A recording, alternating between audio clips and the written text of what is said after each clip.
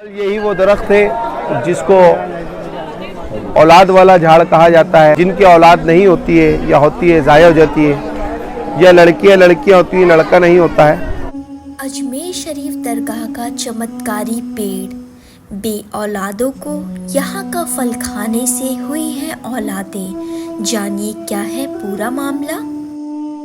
इस चमत्कारी पेड़ के बारे में तो यहाँ तक कहा जाता है कि इस पेड़ का फल खाने के बाद किन्नरों को भी हुई हैं औलादें।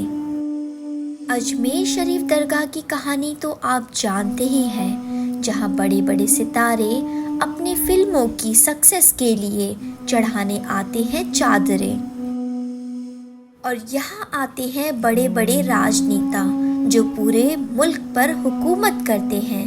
अपनी सत्ता की सलामती के लिए दुआएं मांगने आते हैं अजमेर शरीफ दरगाह पर। अजमेर शरीफ दरगाह में किन्नर भी बड़ी आस्था रखते हैं, बहुत यकीन रखते हैं, और हर साल उर्स के मौके पर अलग अलग जगह से देश के हर कोने से यहाँ पर आते हैं और यहाँ पर सर झुकाते हैं, अपनी दुआएं मांगते हैं, चादर चढ़ाते हैं। देश में किन्नरों की सबसे बड़ी गद्दी भी यहीं पर है, अजमेर शरीफ में। आप लोगों ने सुना होगा कि किरनल को, ख्वाजा सरे को, हिंडड़े को आप सरकार हुजूर मीरा सैयद हुसैन की बारगाह से औलाद। इस कहानी से तो आप वाकिफ होंगे कि अकबर की कोई औलाद ना थी। औलाद पाने के लिए नंगे पांव पैदल चलकर वो अजमेर शरीफ दरगाह पर आए थे।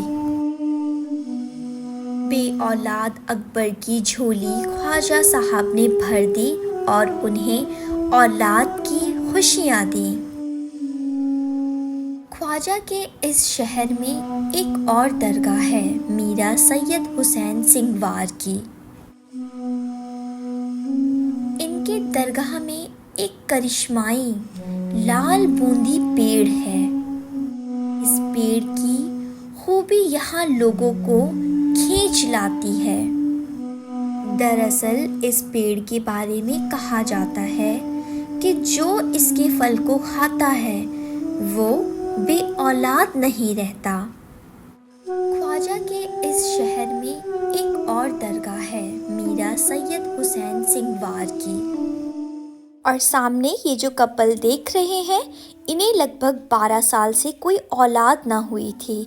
उसके बाद इन्होंने यहाँ पर आकर मन्नत मांगी और इस पेड़ का फल खाया। उसके बाद उन्हें माशाअल्लाह से एक बेटा हुआ। अब वो आए हैं इस मज़ार पर और इस तराजू में अपने बच्चे को तौलेंगे। कोई फल से तौलता है, कोई काजू बादाम पिस्ते से तौलता है, कोई पैसों से तौलता है। यहाँ के लोगों से हमें बात करने पर मालूम हुआ कि जिनकी भी औलाद नहीं होती, जो बे औलाद होते हैं, वो इस पेड़ का फल ले और मज़ार के अंदर जाए और वहाँ पर दुआएं मांगे। दुआ मांगने के बाद उस फल को खा लें। अल्लाह ताला उनकी दुआएं कबूल करते हैं और उनको औलाद से नवाजते हैं। ये पेड़ इतना ज़्यादा करिश्माई है कि इस पेड़ का फल एक बार एक किन्नर ने खा लिया था। उसने बाद में एक लड़के को जन्म दिया। जो लोग ख्वाजा मोइनुद्दीन चिश्ती की दरगाह पर जाते हैं, वे तारागढ़ पहाड़ पर मौजूद इस दरगाह में भी आकर सिर झुकाते हैं और दुआएं मांगते हैं। जब अल्लाह ताला लोगों की दुआएं कबूल करते हैं और उन्हें औलाद जैसी नेमत से नवाजते हैं, तब ये लोग अपनी औलादों को लेकर इस दरगाह पर दोबारा आते हैं और अपने बच्चे को इस तराजू में तौलते हैं। जैसा कि आप देख रहे हैं, ये दरगाह हज़रत मीरा सैयद हुसैन सिंगसवार मशहदी रहमतुल्लाह अलैह है। यही वो दरख्त है जिस दरख्त के नीचे हम खड़े हुए हैं और आज आपको इस दरख्त के बारे में बताने जा रहे हैं। दरअसल यही वो दरख्त है जिसको औलाद वाला झाड़ कहा जाता है।